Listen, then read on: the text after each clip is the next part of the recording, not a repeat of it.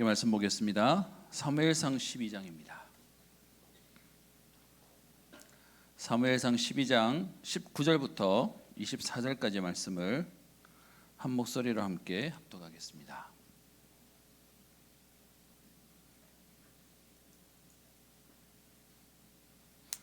사무엘상 12장 19절부터 24절까지 말씀입니다. 같이 합독합니다. 모든 백성이 사무엘에게 이르되 당신의 종들을 위하여 당신의 하나님 여호와께 기도하여 우리가 죽지 않게 하소서. 우리가 우리의 모든 죄에 왕을 구하는 악을 더하였나이다. 사무엘이 백성에게 이르되 두려워하지 말라. 너희가 과연 이 모든 악을 행하였으나 여호와를 따르는 데에서 돌아서지 말고 오직 너희의 마음을 다하여 여호와를 섬기라. 돌아서서 유익하게도 못하며 구원하지도 못하는 헛된 것을 따르지 말라. 그들은 너희를 자기 백성으로 삼으신 것을 기뻐하셨으므로 여호와께서는 그의 크신 이름을 위해서라도 자기 백성을 버리지 아니하실 것이요 나는 너희를 위하여 기도하기를 쉬는 죄를 여호와 앞에 결단코 범하지 아니하고 선하고 의로운 길을 너희에게 가르칠 것인즉 너희는 여호와께서 너희를 위하여 행하신 그 큰 일을 생각하여 오직 그를 경외하며 너희의 마음을 다하여 진실이 섬기라. 아멘. 반갑습니다. 5월 마지막 주가 되었고요. 우리 또 이런저런 상황 속에 여러분들 제가 2주 만에 강단에 섭니다. 좀 전에 제가 성경을 놓친 이유는 속상해요. 제가 여러분 나이 때 사람들이 지나가면 좋을 때다 라고 하시는 어른들 얘기를 들을 때마다 아우 꼰대같이 왜 저렇게 말하실까 그랬는데 제가 요즘에 여러분들 보면 부러워요. 제가 요즘에 이게 성경이 가물가물해요. 돋보기를 껴야 되나 해서 하는 상황이 되었는데 여러분 오늘도 말씀에 중요한 답을 얻고 응답을 누리는 시간 되었으면 합니다. 나를 살리는 오직 나를 살리기 위해서 많은 것을 해야 된다고 생각하는데 사실은 하나님 우리에게요 하나만 하면 된다라고 얘기해요. 그걸 다른 말로 얘기하면 복음입니다. 연초에 여러분들 만나서 우리 청년 사사에 관련된 메시지를 이제 쭉 보고 또 사사의 마지막 내용이었던 사무엘까지를 지난번 메시지까지 해서 마무리했습니다. 오늘은 사실은 사무엘 얘기를 하고자 하는 게 아니고요. 지금 우리가 가지고 있는 중요한 현장의 흐름을 바꾸는 또 응답이 되었으면 하는 바람으로 앞으로 좀 성경은 여러분들하고 그때그때 좀 필요한 메시지들을 강단을 통해서 주시는 부분을 찾아서 함께 좀 갔으면 좋겠습니다. 오늘 본문 내용을 좀 보십시다. 오늘 본문 내용은 사무엘이 그의 인생의 마지막 메시지를 전달하는 장면입니다. 사실은 여러분 우리가 지금 사무엘상을 쭉 보고 있었는데 사무엘상 1장부터 8장까지는 사무엘이 이제 사사로 또 제사장으로 세워지는 장면을 얘기하고 있는 거고요. 우리가 중간에 안 봤지만 9장, 10장, 11장에서는 사무엘이 나이가 들어서 그의 자녀들이 사무엘처럼 하지 않으니까 왕을 달라라고 얘기해서 하나님이 싫어하셨지만 하나님이 사울 왕을 세우는 내용이 9장, 10장, 11장까지 있어요. 그래서 그 11장 요 앞에 있는 내용을 보면 사울이 왕으로서 세워지는 장면이 11장까지 내용으로 딱 완성되어져 있어요. 그러니까 이제 사무엘이 뭐냐 하면 본인이 진짜 은퇴하려고 너희들이 원하는 지금 왕도 세워놨고 그래서 오늘 읽지는 않았지만 12장 1절 이후에 보면 이렇게 되어 있죠. 사무엘이 온 이스라엘에게 이르되 보라 너희가 내게 한 말을 내가 다 듣고 너희 위에 왕을 세웠더니 라고 해서 너희들이 원하는 대로 왕을 세워줬다. 여러분 여기서 우리가 중요하게 봐야 될 게 있습니다. 여러분 생각에 여러분들 왜 현실이 어렵죠? 왜 현실이 힘들죠? 이런저런 것 때문에 뭐 경제적인 거, 뭐 육신적인 거, 뭐 이런저런 많은 거 있을 겁니다. 한마디로 딱 얘기하면 내가 생각하는 대로 안 되기 때문에 힘들 겁니다. 근데 바꿔서 얘기해 볼게요. 여러분이 생각하는 대로 되면 행복할 것 같습니까? 여러분이 완벽해서 여러분이 계획한 대로 인생이 딱 맞아 들어가면 여러분 나중에 후회 안 할 자신 있으세요? 저는 아니에요. 반대로요. 내 인생, 내 마음대로 내 인생이 안 되는 게 젊을 때는 너무 속상했어요. 저도 나름대로 꿈이 있었거든요. 하고 싶은 게 있었어요. 근데 그때는 그게 안 되는 게 너무 속상했는데 지금은 하나님, 내 인생을 내 마음대로 살지 않도록 하나님이 이끌어 주셔서 감사합니다. 오히려 지금은 고백이 바뀌었어요. 하나님, 내 마음대로가 아니라 하나님 뜻대로 인도해 주옵소서. 오늘 이 얘기를 왜 하냐면 사무엘이 얘기하는 거예요. 너희들이 원하는 대로 왕도 세워줬지 않냐. 여러분, 우리가 알고 있는 사울 왕은 결과적으로는 사울 왕은 되게 나쁘지만 9장, 10장, 11장에는 왕이 될 만한 조건과 수준으로 왕을 세워서 온 이스라엘 사람들이 좋아했다고 나와 있어요. 그게 11장 마지막 절에 얘기하죠. 11장 12절 백성이 사무엘에게 이르되 사울이 어찌 우리를 다스리겠느냐 한 자가 누구냐 그들을 끌어내소서 우리가 죽이겠습니다. 그만큼 이렇게 확실하지 않냐라고 얘기하고요. 그러면서 14절 사무엘이 백성이 이르되 오라 우리가 길갈로 가서 나라를 새롭게 하자. 모든 백성이 길갈로 가서 거기서 여호와 앞에서 사울을 왕으로 삼고 길갈에서 여호와 앞에 화목제를 드리고 사울과 이스라엘 모든 사람이 거기서 크게 기뻐하니라. 여러분, 그래서요 처음 세울 때만 해도 야 드디어 우리가 왕을 세웠으니 잘 될 거야 라고 세워놓은 거예요. 그런데 아시잖아요 여러분, 처음에 계획한 대로 되어서 잘 되는 것처럼 보이는데 우리 마음대로 안 되거든요. 이제 그렇게 왕까지 세워놓고는 사무엘이 은퇴하려고 마지막 고별 설교하는 장면입니다. 그게 12장에 나와서 내가 너희의 말을 다 듣고 너희 위에 왕을 세웠지 않냐. 그러면서 2절 이제 왕이 너희 앞에 출입하고 나는 늙어 머리가 휘어졌고 내 아들도 너희와 함께 있기 때문에 이제 내가 마무리를 한다라고 해서 하는 내용을 오늘 본문 속에서 얘기하고 있습니다. 그게 사무엘상 12장에 나오는 고별 설교에 대한 내용입니다. 그래서 12장에 오늘 사무엘이 하는 마지막 메시지를 하고요. 나중에 저 뒤에 가면 25장에 가면 사무엘이 죽었더니라고 얘기하면서 사무엘의 인생의 마지막에 나오는 겁니다. 여러분은 아직 젊기 때문에 여러분 마음에 꿈도 있고 어떤 면에서는 비전도 있고 하고 싶은 희망도 있고 소망도 있을 겁니다. 물론 그 중에는 그 꿈을 꿨는데 왜 그거 있잖아요. 초등학교 때는 대통령 되겠다는데 나이가 들어가면서 현실적이 되면서 벌써 거기에 대해서 어느 정도 이렇게 인지하고 계시는 이번 인생은 여기까지인가 봐 라고 생각하시는 분도 계실 거예요. 오늘 사무엘이 여기에 대한 얘기를 말하면서 오늘 중요한 교훈들이 몇 개 들었습니다. 1절부터 5절까지가 사무엘이 지금까지 있었던 본인의 회고, 내가 어떻게 살았지 않냐 라고 하는 내용이 담겨져 있습니다. 그러면서 그가 하는 말이 3절에 내가 여기 있나니 여호와 앞과 그의 기름 부음 받은 자 앞에서, 여기서 말하는 그의 기름 부음 받은 자 앞에서라는 기름 부음 받은 누구를 얘기할까요? 뭐 성경만 시간은 아니지만 사울 왕을 얘기하는 겁니다. 지금 하나님 앞과 기름 부어 세워놓은 왕 앞에서 내가 얘기한다라고 되었는데요. 우리 청년쯤 되면 우리 개혁 개정 성경이 좀 어려워요. 그래서 이걸 풀어놓은 뭐 세번역 성경, 우리말 성경, 현대인의 성경을 보시면 조금 더 쉽게 설명되어 있어요. 그래서 여기서는 지금 그 왕을 얘기하는 겁니다. 그들 앞에서 지금 얘기해봐라. 그러면서 하는 말이 뭡니까? 3절 뒷부분에 내가 누구의 소를 빼앗았느냐, 누구의 나귀를 빼앗았느냐, 누구를 속였느냐, 누구를 압제하였느냐, 내 눈을 흐리게 하는 뇌물을 누구 손에서 받았느냐, 그리하였으면 내가 그것을 너에게 갚으리라. 여러분, 오늘 본문 속에서 중요한 얘기가 나와요. 우리 청년인 여러분들에게 부탁합니다. 여러분, 응답받은 자리에 이미 가버리면 늦었어요. 그래서 응답받기 전에 복음으로 담나라. 그게 우리 렘넌트에게 계속 주시던 메시지였죠. 사무엘이 그의 인생의 마지막에 회고하면서 내가 어떻게 살았는지를 얘기하는데 왜 이 얘기를 얘기하죠? 여러분 죄송합니다. 청년의 때 여러분들이 아직 위치에 가지 않을 때는 왜 올라간 저 권력자들이 변할까라고 생각할 텐데, 사무엘이 그의 인생의 최고의 정점에 있다가 내려오고 난 뒤에 하는 말이 뭐냐?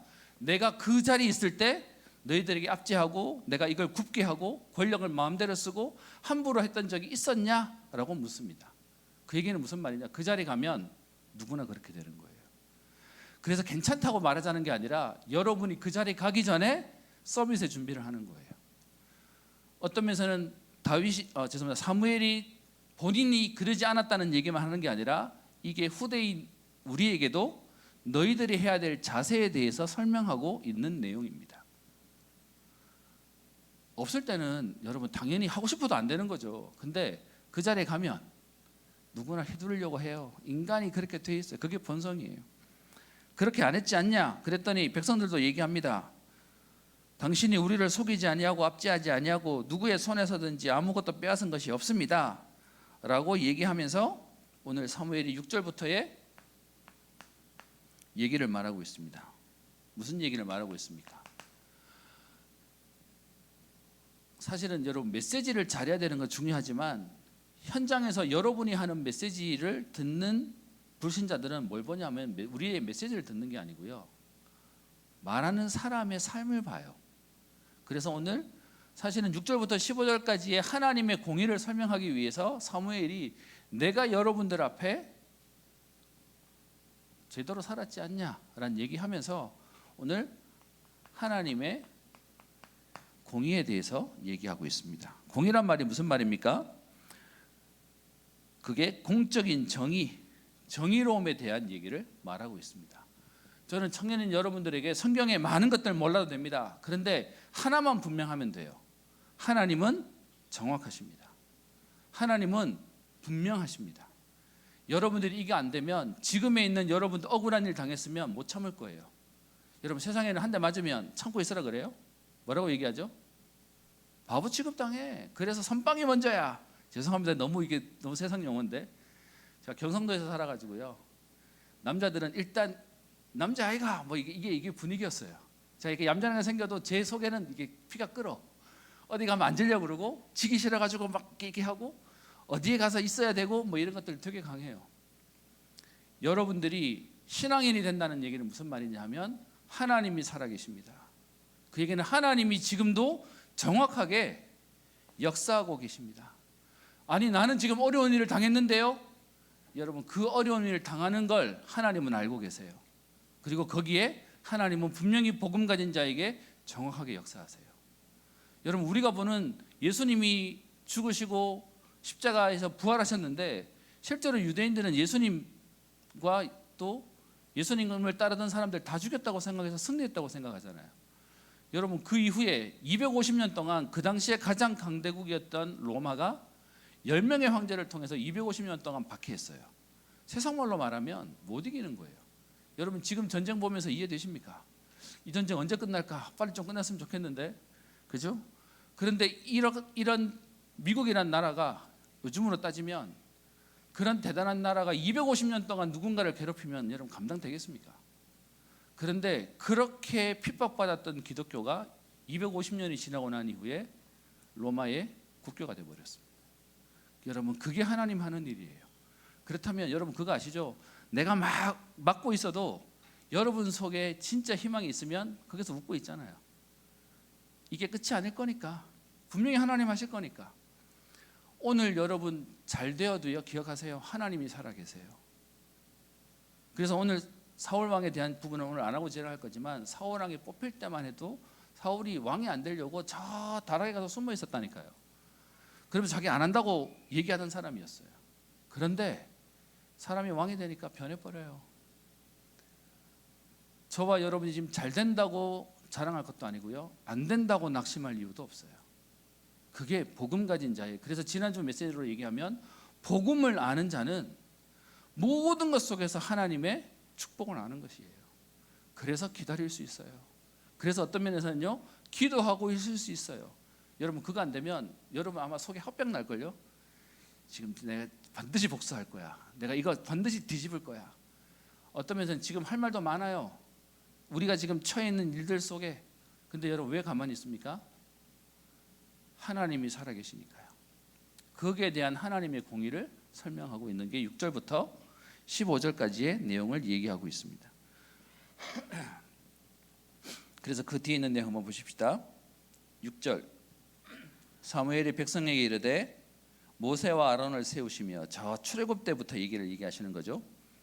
너희 조상들을 애굽 땅에서 인도하여 내신 이가 여호와시다. 그래서 하나님이 계시기 때문에 우리에게 계속해서 나오는 메시지가 뭐냐 하면 7절에 그런즉 뭐하고 있으라고요?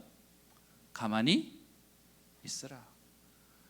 성경에 보면 우리 보고 열심히 하라고 말하지 않았어요. 뭐라고 얘기하냐? 하나님이 살아계시기 때문에 너희가 가만히 서서 하나님 하시는 걸 봐라. 그게 성경의 메시지예요. 여러분 이건 손가락 빨고 있어라 그 말을 얘기하는 게 아니라 분명히 하나님이 하나님의 시간표에 하나님 일을 하시는 거예요. 그런데 좋은 얘기만 하지 않고요. 그렇게 하나님이 역사하셔서 너희들이 출애굽해서 여기까지 오게 되었는데, 그런데 뒤에 9절 보세요. 그들이 그들의 하나님 여호와를 잊었다. 여호와께서 그들을 하솔 군사령관 시스라의 손과 블레셋 사람들의 손과 모압 왕의 손에 넘기셨다니. 여러분 혹시 저랑 같이 사사기 메시지 봐왔기 때문에 누구 얘기하는지 이해되세요? 제가 이런 얘기할 때 너무 재밌어요. 성경은 이거 자세하게 설명하고 있거든요. 무슨 얘기하냐면 여러분 하솔과 군사령관 시스라는 사사 드보라에 있을 때 적군에 대한 얘기였어요. 그게 사사기 4장에 나오는 내용이었고요. 그때 드보라와 같이 활동했던 드보라가 여자였잖아요. 그랬더니 군대 장관 누구를 세워서 이겼었던 거 기억나세요? 바락이라고 하는 인물이요. 여기 이따가 또 나올 거기 때문에 여러분 기억하세요. 그렇게 지금 좀 전에 있었던 사사 시대의 응답들에 하나님이 이렇게 어려움이 있을 때 하나님 역사했지 않냐, 응답했지 않냐라는 부분들을 기억하게 하는 겁니다. 그리고 블레셋 사람들의 손과, 블레셋은 사사 시대 때 여러 번, 한두 번이 아니라 여러 번 계속 괴롭혔었고요. 그때마다 하나님 사사를 보내서 승리하게 했지 않냐. 또 모압 왕의 손에서 너희를 건져냈다. 여러분 모압 왕 때는 왼손잡이 사사 에훗, 사사기 3장에 나오는 상황 속에 모압 왕을 이겼다는 얘기들이 나와 있죠. 그러면서 하나님이 그 사사를 보내서 저들을 치게 하셨고, 10절 백성이 여호와께 부르짖어서 여호와를 버리고 바알과 아스타롯을 섬김과 같이, 사사 시대 때 그들이 그 현장에 있는 신을 섬겼던 게 바알과 아스타롯이죠. 과거 얘기를 꺼내는 겁니다. 그러면서 그들이 이제 우리를 원수의 손에서 건져내시면 우리가 주를 섬기겠습니다라고 말했습니다. 그래서 11절 여호와께서 여룻바알이 누구를 얘기하는 거였죠? 기억나시는 분? 뭐 퀴즈 시간은 아니지만 누구였죠?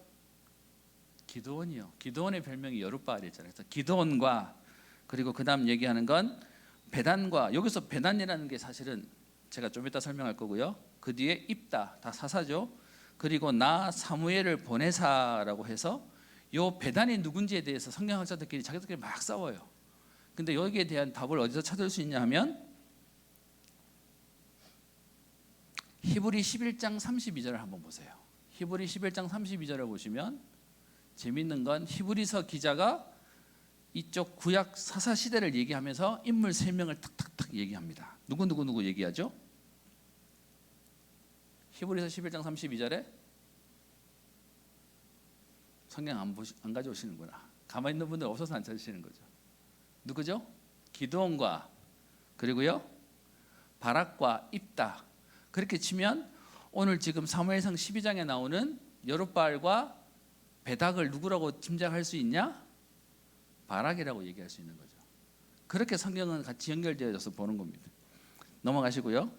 그래서 이렇게 지금 사람들을 보내서 너희들에게 승리하게 하지 않았냐라고 얘기합니다. 그런데 결론은 뒤에 너무 안 좋은 얘기가 나와요. 13절 이제 너희가 구한 왕, 너희가 택한 왕을 보라. 여호와께서 너희 위에 왕을 세우셨느니라. 이 왕을 세우는 내용도 그 앞에 있는 너희가 너희의 하나님 여호와께서는 12절 뒷부분입니다. 너희의 왕이 되심에도 불구하고 너희가 내게 이르기를 아니라 우리를 다스리는 왕이 있어야 하겠다라고 얘기해서 하나님이 지금 원치 않으시지만 너희에게 왕을 세워줘서 왕을 세워놨다라고 얘기하는 겁니다. 제가 시작할 때 말씀드렸죠. 우리가 계획하는 대로 응답받는 게 축복인 것처럼 보이지만 이스라엘이 자기들이 왕을 원했는데 사실은 하나님은요, 사랑하시면 왕을 안 줬어야 돼요. 근데 왕을 줘놓고는 하나님이 너희들이 원하는 대로 왕을 달라 해서 줬는데 그게 하나님 앞에 범죄한 거야. 그래서 그 뒤에 얘기합니다. 이제서야 왕을 세워놓고 난 뒤에서야 얘기하는 거죠. 그 뒤에 내용이 오늘 얘기합니다. 17절 뒷부분이에요. 여호와께서 우레와 비를 보내사 너희가 왕을 구한 일 곧 여호와의 목전에서 범한 죄악이 큼을 너희에게 밝게 알게 하시리라 라고 해서 하나님이 지금 잘못한 그 부분을 허용해 놓으시고는 이제 와서 너희들의 잘못으로 하나님이 지금 심판한다라는 메시지를 하고 있는 거예요. 여러분 그렇게 치면 죄송합니다. 여러분들이 현장에서 내가 잘못된 길을 가고 있는데 하나님이 막지 않으시고 그 길을 계속 간다는 그게 복이에요, 저주예요? 저주예요. 여러분들이 하는 일에 뭔가 막힌다, 그게 여러분 잘못된 거로 보이십니까? 아니요, 하나님 여러분 너무 사랑하셔서 거기까지 못 가도록 막으시는 거예요. 오늘 그 얘기를 말하고 있는 겁니다. 그러면서 그 뒤에 16절 이에 사무엘이 여호와께 아뢰매 여호와께서 그날에 우레와 비를 보내시니 모든 백성이 여호와 사무엘을 크게 두려워하니라. 하나님의 공의로 잘못한 것에 대해서 하나님이 오늘 책임을 물으세요. 여러분 하나님의 공의 잘 보셔야 됩니다. 하나님이 얼만큼 공정하게 하시냐? 여러분 잘한 건 잘했다 하고요, 잘못한 것은 잘못했다는 것에 대한 부분을 확인하세요. 하나님의 공의를 제일 잘 설명한 게 뭐냐 하면 십자가예요. 왜 십자가가 대단한 거냐? 우리가 하나님 형상으로 창조되었는데 하나님 형상으로 창조된 우리가 하나님을 떠났어요. 그래서 그 결과 우리는 어떻게 돼야 되죠? 죽어야 돼요. 그런데 하나님이 우리를 살리기 위해서 야, 죄 없다고 하자, 이거 없는 걸로 치자라고 적당히 넘어가셨나요? 아니에요. 하나님이 대가를 치르셨어요. 친히 인간의 몸을 입고 오셔서 예수님 십자가에서 대가를 치르셨어요. 그 얘기는 무슨 말이냐면 하나님은 정확하세요. 여러분이 지금 어려움으로 절대로 끝나지 않아요. 사단은 여러분 자꾸 안 되는 인생이라고, 죄송합니다, 벌써 여러분 30살 뭐 또 이렇게 왔다 갔다 하면 여러분 나름대로 벌써 뭐가 이렇게 굳어져 갈 거예요. 벌써 그러시면 안 돼요. 지금 그러면 나중에 50대 60대 가면 어떡하려고. 근데 나도 모르게 굳어져 갈 거예요. 나는 어쩔 수 없고 나는 이럴 수밖에 없다는 부분에 자꾸 사단이 여러분들을 딱 건드릴 거예요. 그때 여러분 고백하시는 거예요. 하나님은 정확하세요. 그래서 우리의 죄를 해결하기 위해서 적당히 넘어가신 게 아니라 친히 희생하셔서 대가를 치르셨어요. 그만큼 정확하신 게 하나님이세요. 그래서 이렇게 하나님이 역사하심을 보게 되니까 백성들이 두려워합니다. 그랬더니 19절 뒤에 모든 백성이 사무엘에게 이르되 당신의 종들을 위하여 당신의 하나님 여호와께 기도하여 우리가 죽지 않게 하소서. 하나님의 공의로는 잘못한 것에 대해서 오늘 벌을 받아야 돼요. 그러니까 뒤에 16절부터 19절까지 거기에 대한 결과로 오늘 벌이 내려질 거라고 얘기하니까 그들이 오늘 회개하면서 하나님 앞에 표적을 구하게 됩니다. 그래서 오늘 여러분들과 읽었던 내용 20절부터 마지막 25절까지가 이 일을 두고 사무엘이 하나님 앞에 기도하고 언약을 맺는 장면이 나와 있습니다. 왜 갑자기 지금 뭐 이렇게 복잡한 12장을 설명하냐라는 내용에 여러분들에게 이해를 하려고 합니다. 여러분들이 아무리 잘하려고 애를 써도요, 사실은 우리 인간은 하고 나면 돌아서면 후회돼요. 좀 바꿔서 얘기해 보겠습니다. 제가 예전에 한번 보고 너무 놀랐는데, 우리나라가 로또가 생긴 지 좀 꽤 되긴 했지만 로또가 한참 되면서 막 열풍이 일었을 때가 있었어요. 벌써 5년 전, 10년 전 내용이죠. 그 로또 열풍이 있을 때 일반 신문에서 이렇게 조사한 거예요. 젊은 남녀들에게 여러분들이 만약에 오늘 로또가 된다면 뭘 하시고 싶으십니까? 라고 물었더니 너무 재밌는 대답이었어요. 커플들에게 물었더니 커플들이 1등이 뭔지 아세요? 지금 있는 사람과 헤어진대요. 로또가 되면. 제가 보면서 그게 세상의 수준이에요. 아니, 로또가 생기면 지금 만나는 사람하고 잘 살아야지 이래야 되는데 로또가 생기면 지금 있는 사람하고 헤어지고 딴 사람 만난대. 그게 세상의 수준인 거예요. 제가 무슨 얘기를 하려고 하냐면 여러분 우리는 살다 보면 당연히 문제 속에서 살아와요. 그러다 보니 많은 사람들이 문제를 현실 속에서 겪고 있어요. 지금 우리는 갈등 속에서 있어요. 여러분이 아무리 잘하고 와도 돌아서고 나면 한 가지든 10가지든 100가지든 전부 다 이미 살아온 만큼의 우리는 한계를 가지고 살아요. 내가 한 것보다 더 많은 문제가 와 있을 수도 있어요. 또 여러분 어떤 면에서 나는 나름대로 한다고 했는데 지금 완전히 위기 속에 있는 사람도 있을 거예요. 아마 젊은 사람들 중에 제일 고민 중에 하나가 카드값 고민인 사람도 있을 거예요. 여러분 이렇게 위기가 와 있을 때 오늘 이스라엘 백성이 하는 말입니다. 왕을 뽑아놓고 이제는 잘 되겠지라고 생각하고 있는 그때에 사무엘이 오히려 알려주는 거죠. 왕이 생겼다고 너네들 인생이 잘 될 것 같아? 아니, 하나님 없이는 안 되는 거야.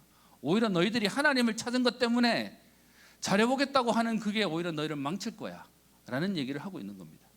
여러분 그럼 여러분께 여쭤볼게요. 여러분이 최선을 다해서 살아왔어요? 그래서 오늘까지 왔어요? 근데 문제는 그것 때문에 여러분이 망할 거라고 얘기하면 여러분 이 말을 들으면 여러분 어떤 생각 드십니까? 좀 더 다르게 얘기해 볼게요.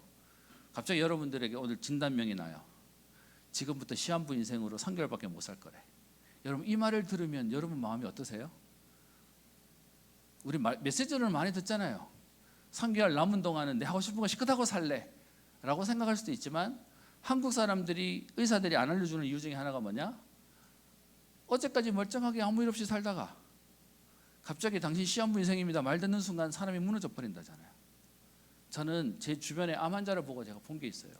사람이 갑자기 암이 걸려서 요즘은 암 걸려도 나은 사람 많지만 시한부 인생입니다라는 말을 딱 듣고 암 환자로 있는 분을 가까이서 봤는데 제가 그때 본 게 있어요. 암은 몸에 오는 게 아니고요. 여기 와요.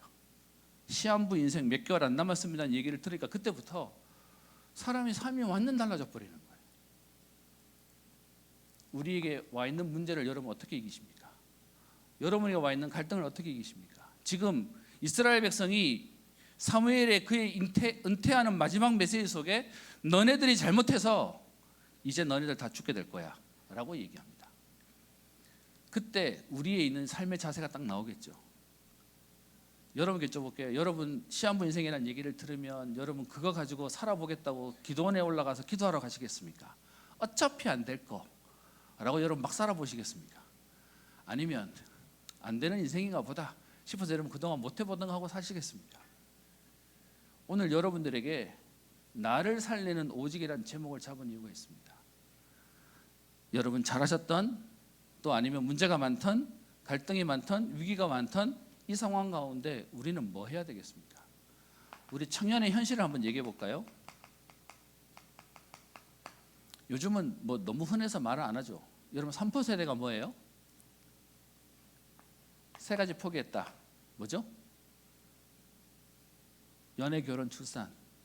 여기다가 두 가지 더 하죠. 5포 세대. 뭐죠? 내 집 마련 그리고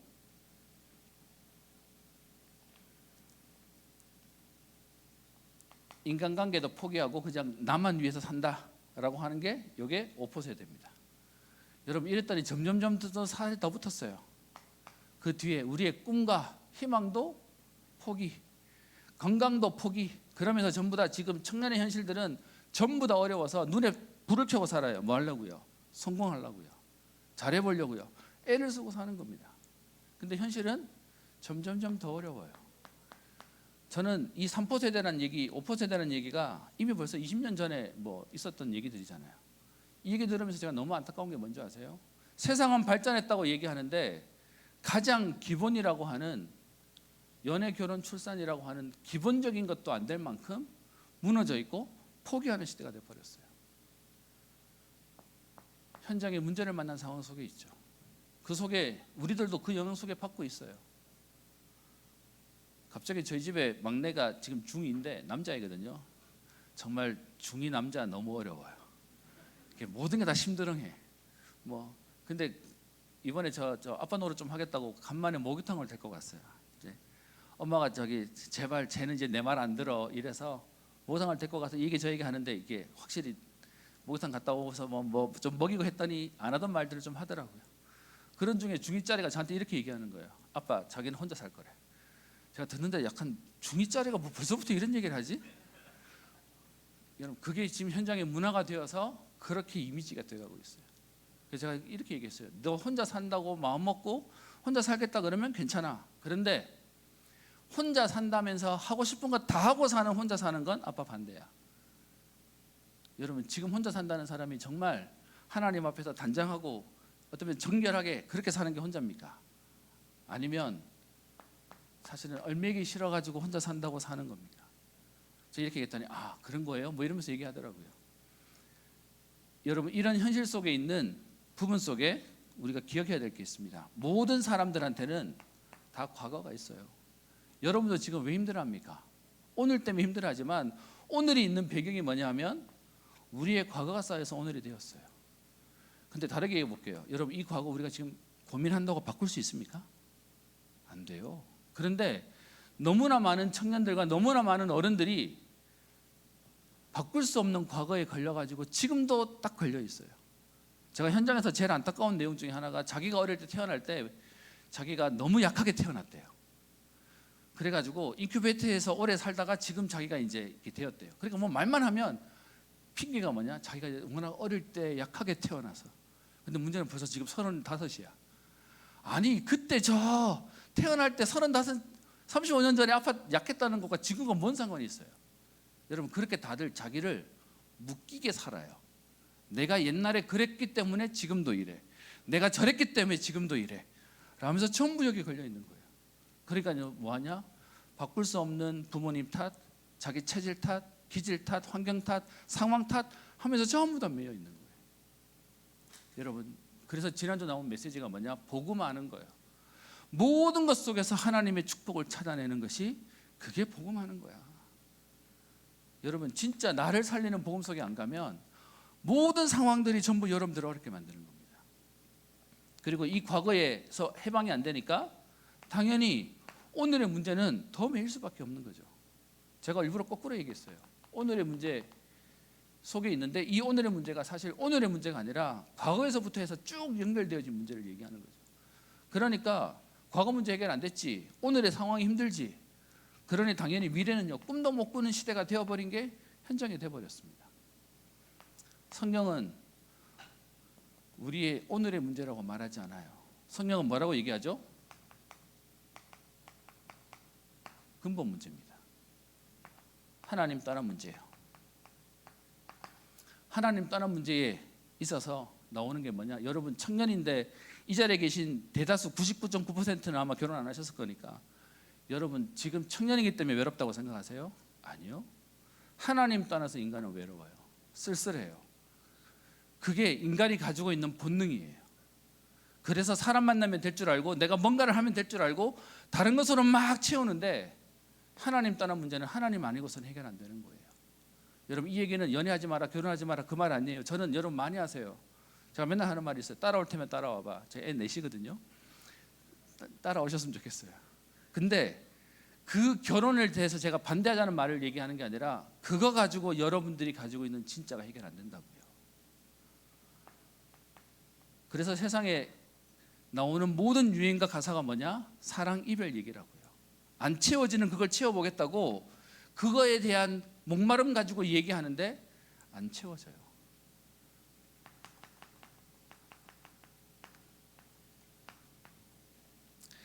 하나님으로 아닌 부분을 다른 걸로 채워보려고 열심히 하는데 그게 알고 하든 모르게 하든 그게 죄가 돼버려요. 근데 성경은 죄를 얘기하는 게 아니라 그 죄 이전에 있는 죄 지을 수밖에 없는 원죄를 얘기하죠. 여러분, 우리에게 있는 죄의 가장 근본으로 들어가면 사실은요, 두려움이에요. 여러분께 여쭤보겠습니다. 왜 불신자들이 살았을 때는 가족들과 그렇게 찌지고 뽑게 싸우다가 마지막 장례식만 되면 왜 평상시에 못한 리무진을 돌아가실 때 장례식 때는 리무진 태워드려야 되죠? 왜 마지막 때는 그렇게 크게 해야 되죠? 다른 사람들에게 보이기 위해서 과시하는 것도 있습니다. 근데 근본적으로 그 장례 문화가 잘 되는 이유가 있어요. 뭐냐 하면 내 가족에게 못했던 그 상황이 돌아가서 귀신이 돼서 해코지할까 봐. 그러니까 마지막에는 잘해서 보내야 내게 화가 없을 거야 라고 하는 근본적으로 두려움으로 가는 거예요. 이 땅에 하나님 떠난 모든 사람들이 가지고 있는 그 밑바닥에는 뭐가 있냐? 여러분 왜 열심히 한다고 생각하세요? 성공하려고? 아니요. 두려워요. 뭔가 하지 않으면 안 될 거라고 생각하니까 그 모든 것에 두려움에 사는 거예요. 그래서 우리보다 더 열심히 할걸요? 여러분 우리는 너무 편안하거든. 그래서 하면 좋고 안 하면 뭐 내일 하지 뭐 이게 우리 마음인데, 예수 믿는 사람들 마음인데, 불신자는 저주와 재앙 가운데 막 하니까 생명 걸고 가는 거예요. 그래서 극단적으로 갈 수밖에 없는 거죠. 여러분 이단들 그냥 모르고 가는 이단들 말고요, 진짜 이단이나 다른 사이비 종교에 가서 열심히 하는 사람들이 여러분 나쁘다고 생각하죠? 아니요. 끔찍한 일이 너무 많은 거예요. 그러니까 그 부분을 해결하려고 보통에 있는 삶 가지고 안 되니까 극단적인 데를 찾아갈 수밖에 없게 되는 거예요. 그러니까 그 결과 사단에게 완전히 포로되고, 포로됐다는 말의 의미가 뭐죠? 눌리는 거예요. 그래서 여러분 여기에 대한 결론으로 나오는 게 뭐냐? 현실이 두려운 거예요. 만족함이 없는 거죠. 그래서 지금 이런 상황 속에 있는 우리의 모습인데, 이스라엘 백성들이 딱 얘기합니다. 12장 19절에 얘기하죠. 우리가 죽지 않게 하소서라고 얘기합니다. 우리가 우리의 모든 죄에 왕을 구하는 악도 되었습니다라고 해서 현실과 갈등과 위기, 다르게 해볼게요. 여러분 문제 만났는데 이거 해결될 거야 라고 알고 있으면 문제 안 돼요. 근데 여러분 왜 우리가 겁을 내죠? 이 문제 때문에 내가 망할 것처럼 보이거든요. 이 갈등 때문에 내가 큰일 나고 낙오되고 완전히 내가 무너질 것 같거든요. 전부 다 배경이 뭐냐 하면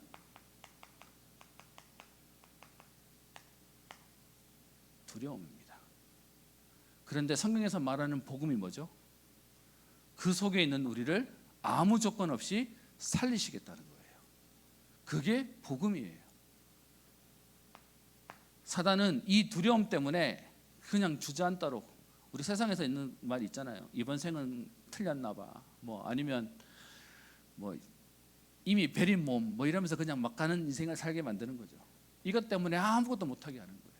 여러분 복음은 우리에게 있는 문제, 갈등, 위기를 살리는 복음으로 만드는 게 복음이에요. 그게 하나님 하시는 거예요. 그래서 오늘 복음 자체가 살린다는 말인데, 많은 분들이 복음을 복음으로 행복해 하지 않아요. 무슨 말이냐 하면, 이런 문제 속에 있는 우리를 살리기 위해서 복음을 주셨는데, 문제는 이 복음이 현장하고 갭이 있고, 여러분들이 지금 죄송합니다 원해서 한 건 아니지만 종교 생활을 하다 보니까 복음이 여러분들이 행복하지 않는 거예요. 그냥 말로 들리는 거예요. 그 말은 무슨 말이냐면, 복음이 아니라 종교로 들리는 거예요. 이렇게 해야지 저렇게 해야지로 들리는 거예요. 이 복음이 나를 살리는 복음입니다에 대한 맛을 보면 하지 마라 그래도 하게 돼 있어요. 제가 요즘 너무 안타까운 게, 종교 생활하는 우리에게 이 복음 때문에 30년 동안 너무 행복하게 달려서 여기까지 왔거든요. 그런데 또 한쪽에서는 뭐가 생기냐? 복음을 안 누려지는 사람이 자꾸 불평하고 원망하고 핑계대기 시작하는 거예요. 그래서 지금 나간 사람들이 계속 뭐라고 하는 상황이 그래서 되는 거죠. 죄송합니다. 나간 사람들 문제 아니에요. 이 안에 있으면서도 복음이 내가 행복하지 않는 사람이 너무 많은 거예요. 오늘 그래서 이 복음을 설명하려고 좀 말이 길어졌는데, 이렇게 우리가 죽게 되었습니다 라고 얘기하는 이스라엘 앞에 사무엘이 어떻게 얘기하는지 한번 보십시다. 오늘 12장 20절입니다. 사무엘이 백성에게 이르되, 첫 번째 하는 말이 뭐예요? 두려워하고 지금 어려워하는 그들에게 20절에 말하고 있는 첫 번째 메시지가 뭐냐 하면, 뭐 하지 말라고 얘기하죠? 두려워하지 마.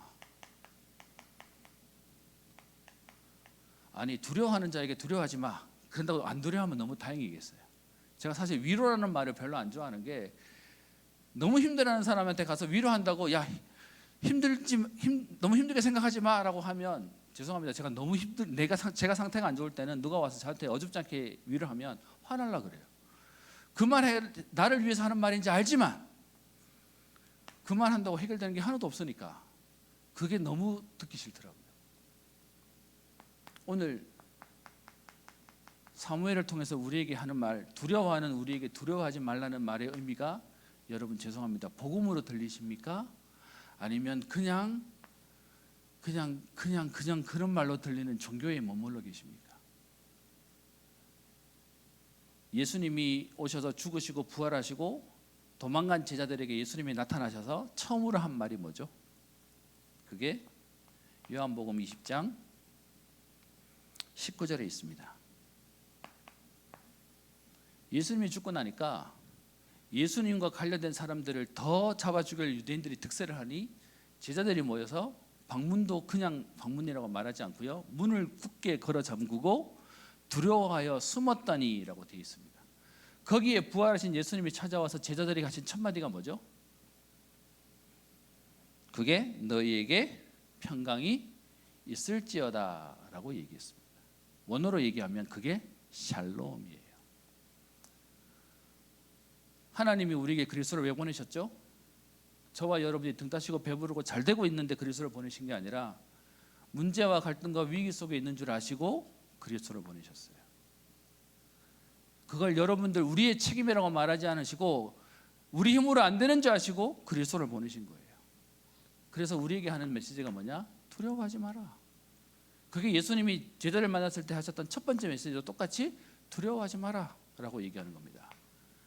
이 얘기가 나오는 배경이 뭐냐? 하나님은 지금도 정확하게 역사하십니다. 두려워하는 그 문제 때문에 걸려 있는데 하나님은 그 문제를 해결하시겠다는 겁니다. 그래서 히브리서 2장 14절부터 17절까지 있는 말씀을 한번 보셨으면 좋겠는데요. 방송실 잠깐 틀어주세요. 히브리서 2장 14절 15절 우리 여기 있는데 같이 한번 읽어보겠습니다. 시작. 자녀들은 혈과 육에 속하였음에 그도 또한 같은 모양으로 혈과 육을 함께 지니심은 죽음을 통하여 죽음의 세력을 잡은 자 곧 마귀를 멸하시며 또 죽기를 무서워함으로 한평생 매여 종로로 타는 모든 자들을 놓아주려 하심이니. 여러분 두려움의 근원이 어디서 오는지 아세요? 아까 얘기하던 문제와 갈등과 위기 때문에 내가 죽을까 봐 두려워해요. 그래서 15절에 얘기하는 건 우리가 가장 두려워하는 죽음을 딱 지고 너 이러면 죽어 라는 걸로 일평생 우리를 종로로 타도록 사단이 가지고 흔드는 거예요. 오늘 메시지 이렇게 준비했는데 일부 메시지에서 오늘 얘기하죠. 여러분 진짜 응답 받는 방법이 있다. 뭐라고요? 오늘 메시지 나왔었잖아요. 죽기를 각오하면 상관없다. 그러면 역사가 온다 라고 얘기했던 거죠. 사단이 여러분들이 두려워하는 걸 너무 잘 알고 그거 가지고 너 이렇게 하면 죽게 될 거니까 이렇게 라고 자꾸 종교로 가게 만드는 거예요. 그런데 성경은 우리에게 어떻게 얘기하냐? 두려워하지 마라. 그러면서 이거 가지고 우리를 붙잡고 있는 마귀를 없이 하시기 위해서 예수님이 오셔서 죽음을 통하여 마귀를 멸하셨다라고 얘기하는 겁니다. 그러면서 20절에 우리에게 요구하는 게 있습니다. 뭘 하라고 하죠? 20절 사무엘이 백성에게 이르되 두려워하지 말라. 너희가 과연 이 모든 악을 행하였으나 여호와를 따르는 데에서 돌아서지 말고 오직 너희의 마음을 다하여 여호와를 섬기라. 그래서 요구하는 게 뭐죠? 오직 해라 라고 얘기하는 겁니다. 많은 것을 하라고 말한 게 아니고 오직 해라. 여러분 이 오직이 뭐죠? 오늘 있는 성경 구절대로 얘기하면 마음을 다하여를 얘기하는 겁니다. 그럼 방향은 뭡니까? 그게 여호와를 따르고 섬겨라 라고 얘기하는 거죠.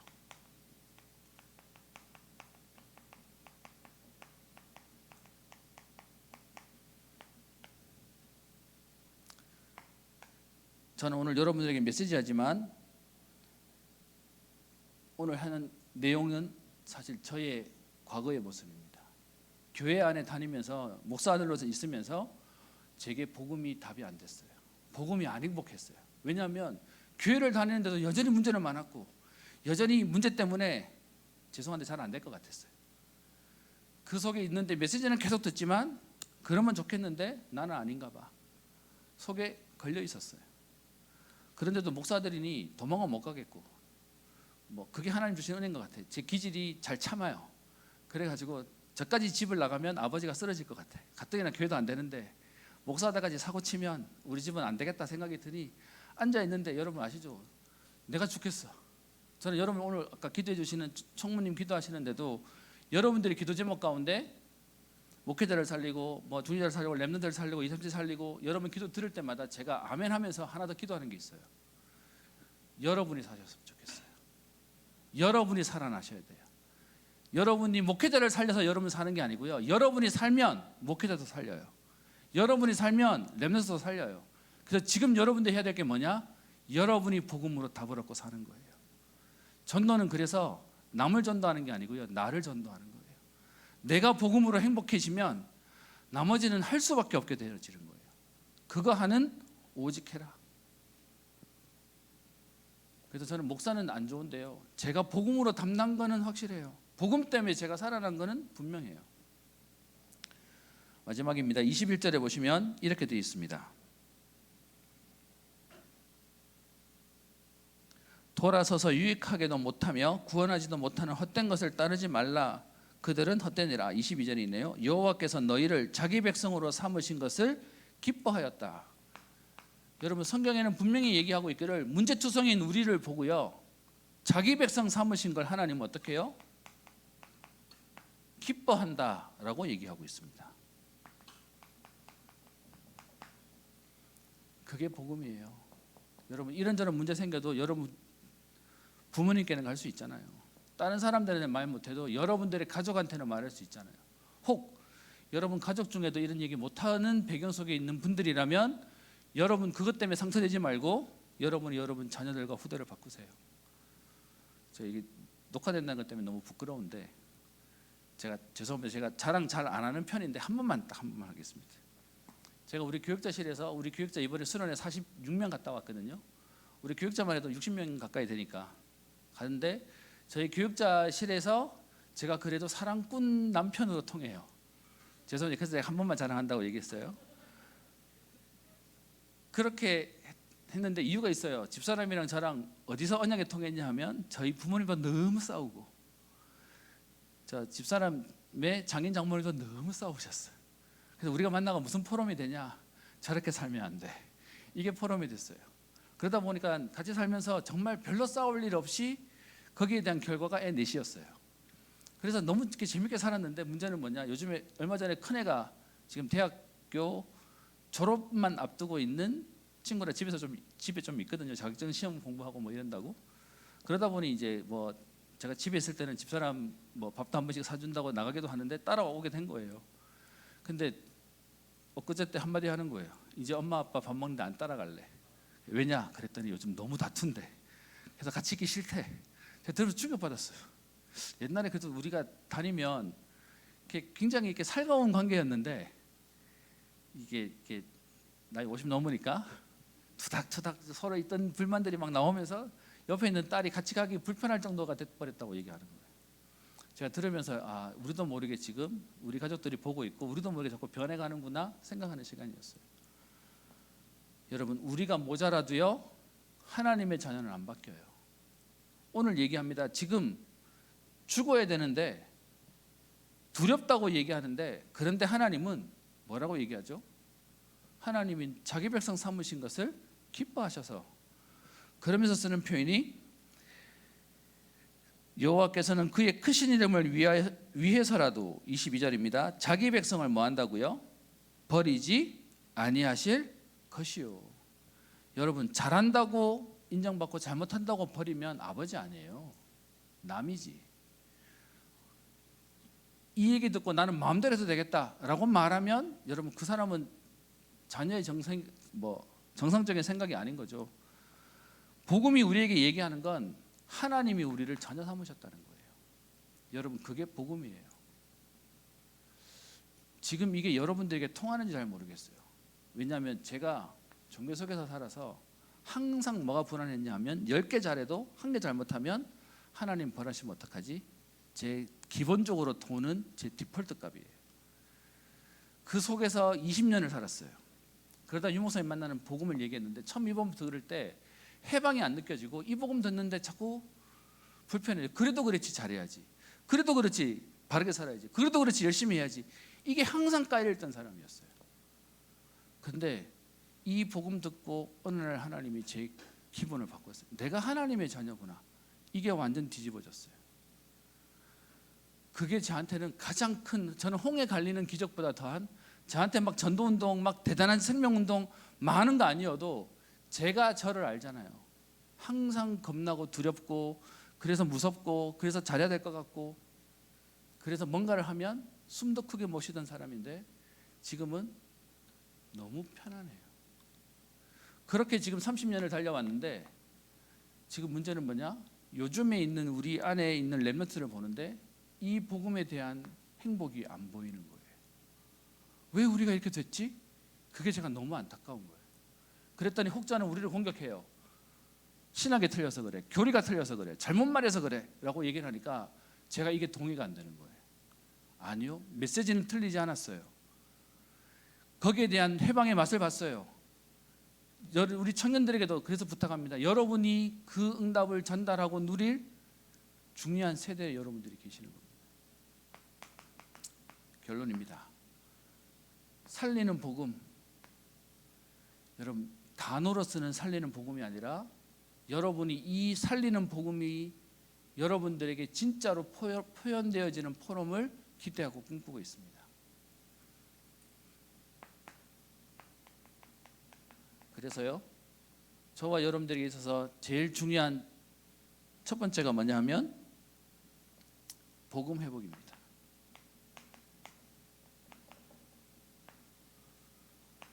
내가 복음 회복된다는 건 내게 있는 두려움이 근본적으로 없어지는 거예요. 왜요? 하나님이 나와 함께 하시니까, 하나님이 지금 살아계시니까, 하나님이 역사하실 거니까. 그게 복음 회복이에요. 이걸 제 나름대로는 6개월 동안 깔았어요. 그동안 사사 얘기하면서 그 사사들이 모자라고 부족하고 약해도 하나님이 하시니까 문제가 안 됐습니다. 그 복음의 답을 얻는 거예요. 그리고 이제는 이 복음이 회복되어진다면 두 번째로 해야 될 우리 청년 국에서 해야 될 응답이 있습니다. 그게 뭐냐? 제일 중요한 건 복음 회복이고요. 복음이 맞다면 이 복음을 누리는 복음 문화 회복입니다. 저희가 워낙에 복음 아닌 체질 속에 있다 보니까 복음 누리자라고 얘기해서 저희 교회가 잘 하는 게 오직이에요. 그러다 보니 이 얘기하면 반응하는데 문제는 다른 얘기하면 자꾸 딴 거 한다고 싫어해요. 저는 오히려 얘기하겠습니다. 복음이 누려지는 만큼 그 다음이 되어지는 게 누림이 달라집니다. 제가 사실은 이 메시지를 제가 강단 안 올라오는 몇 주 동안 계속 기도하고 있었는데 하나님이 주일 강단마다 계속해서 저한테 사인을 확실하게 주시는 거예요. 복음 아는 거, 복음 누리는 거 다른 거다라고 계속 얘기하죠. 그래서 이 누림을 어떻게 할 거냐 하면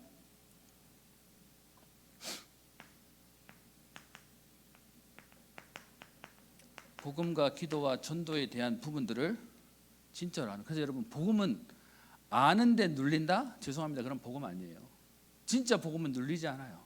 생명 건다고 얘기하는데 그 일에 감사하게 돼요. 근데 복음이라고 얘기하고 여러분 막 눌린다면 조금 여러분 한번 점검해 보셔야 돼요. 그리고요, 이 복음 안에 우리 안에 있는 문화를 바꿀 겁니다. 어떻게 바꿀 거냐? 청년 문화 만들 겁니다. 오늘 메시지가 좀 길어서 죄송합니다. 청년인 여러분들한테 메시지만 듣고 집에 가는데 왜 가해가 필요하죠? 내가 딱 걸려있는 부분들 그거 타치가 안 되면 계속 10년 20년 들어도 그게 안 돼요. 제가 오죽하면 여러분 저를 보시잖아요. 예배 끝나면 여러분 만나러 가려고 포럼 하는 데 들어가 보고 이러는데 지금 한 6개월 하면서 제가 아는 사람 신방하자는 사람은 거의 다 만났어요. 나 못 만났는데 하시는 분은 제가 여러분 이름도 몰라. 어떻게 다가갈지는 모르겠어. 그래서 포럼을 바꾸겠습니다. 어떻게 하냐? 지금 있는 포럼 그대로 다 돌아가고요. 제가 포럼 갈 데 없는 분들은 저랑 포럼합시다 라고 해서 포럼 팀 하나 따로 만들 겁니다. 이해되시죠? 오셔서 진짜 우리 안에 있는 부분들 함께 할 수 있는 그림 만들고 싶습니다. 그러면서 우리가 계속 고민하고 있는 전문성, 그리고 경제, 그리고 우리 연애 결혼에 대한 얘기까지. 제가 10년 짝사랑이라는 걸 해봤어요. 그래서 연애 감정이 뭔지도 알아. 좀 오래되긴 했지만 어쨌든 연애세포 다시 좀 살려봐서 여러분들하고 이 부분들을 함께 좀 응답받아 가려고 생각하고 있습니다. 그래서 뭐 할 거냐? 저랑 우리 준목님하고는 복음학교, 전도학교 만들 거고요. 그 다음에 우리 청년 문화를 만들어가기 위해서 TF팀 만들 겁니다. 이거 가지고 지금 기도하고 있는 것 중에 하나는 나는 솔로, 여러분 보십니까? 다 욕하면서 다 봐. 그래서 나는 솔로를 나는 교회로를 한번 하겠습니다. 물론 심사해서 할 겁니다. 우리 안에 필요한 부분들을 하나씩 조용히 만들 겁니다. 단 복음보다 앞서지는 않을 거고요. 복음 안에서 하나씩 이 부분들을 찾아가려고 기도하고 있습니다. 말씀을 마치겠습니다. 이 복음을 얼마나 누리는 사무엘은 나중에 뭐라고 고백했냐면, 내가 기도하는 것을 쉬는 것을 기도를 쉬는 죄를 범하지 않겠다라고 얘기할 만큼 복음이 나를 살리는 응답이었어요. 여러분들에게 이 복음이 계속 말로만 들리는 복음을 나의 복음과 우리의 복음으로 찾아가는 은혜를 함께 맛보기를 소원합니다. 그걸 찾아가도록 하나님이 우리에게 만남 주셨고요. 그렇게 하나님 청년에 대한 시간표를 주셨습니다. 저는 감사합니다.